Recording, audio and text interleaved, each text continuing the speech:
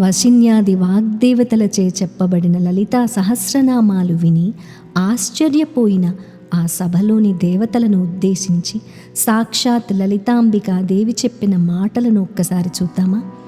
ఓ దేవతలారా, నా ఆజ్ఞ చేతనే ఈ వశిన్యాది వాగ్దేవతలు శ్రేష్టమైన ఈ లలితా సహస్రనామాలను రచించారు. కాబట్టి మీరంతా ఆశ్చర్యపడాల్సిన అవసరం లేదు. నాకు అంకితం చేయబడ్డ ఈ నామాలు దివ్యమైనవి, శ్రేష్టమైనవి. నా ప్రీతి కలిగించటానికి వీటిని ఎల్లప్పుడూ చదవాలి. నా ఈ సహస్రనామాలను శ్రీవిద్యను పొందిన నా భక్తుల యందు ప్రచారం చేయండి. నిత్యం ఈ సహస్రనామ పఠనం చేసిన భక్తుడు నాకు ప్రీతిపాత్రుడవుతాడు. వారి ధర్మబద్ధమైన కోర్కెలు అన్నీ తీరతాయి. ముందు శ్రీచక్రమునందు నన్ను పూజించి, తరువాత పంచదశాక్షరి మంత్రమును జపించి, ఆ తరువాత ఈ సహస్రనామాలు నా సంతృప్తి కోసం చదవాలి.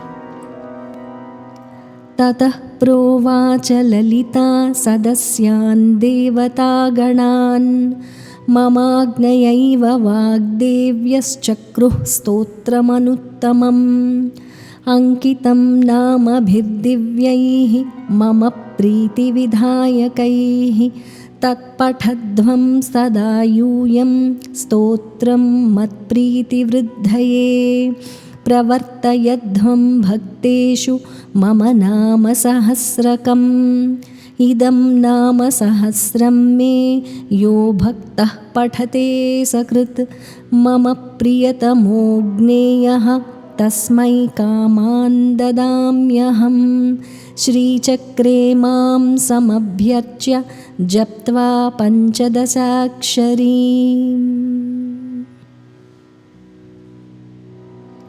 తతః ప్రోవాచ లలితా సదస్యాన్ దేవతాగణాన్ మమాజ్ఞయైవ వాగ్దేవ్యశ్చక్రుః స్తోత్రమనుత్తమం అంకితం నామభిర్దివ్యైః మమ ప్రీతివిధాయకైః తత్పఠధ్వం సదా యూయం స్తోత్రం మత్ప్రీతివృద్ధయే ప్రవర్తయధ్వం భక్తేషు మమ నామ సహస్రకం ఇదం నామ సహస్రం మే యో భక్తః పఠతే సకృత్ మమ ప్రియతమో జ్ఞేయః తస్మై కామాన్ దదామ్యహం శ్రీచక్రే మాం సమభ్యర్చ్య జప్త్వా పంచదశాక్షరీం.